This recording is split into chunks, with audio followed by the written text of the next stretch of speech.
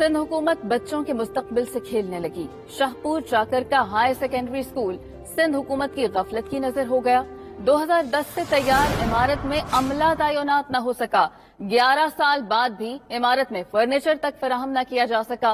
करोड़ों रुपए की लागत से तैयार बिल्डिंग वीरान होने लगी है। शाहपुर चाकर का हाई सेकेंडरी स्कूल सिंध हुकूमत की गफलत की नजर होने लगा है। 2010 से तैयार इमारत में अमला तैनात न हो सका।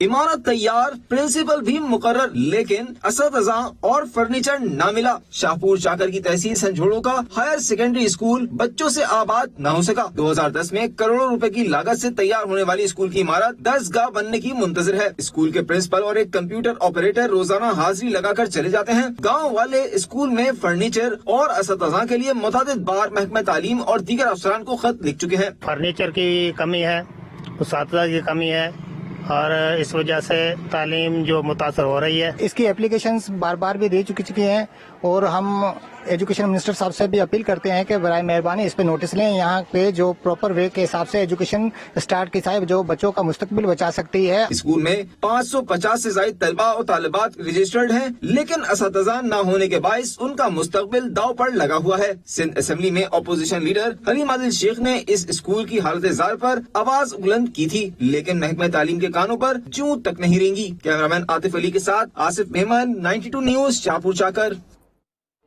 तालीम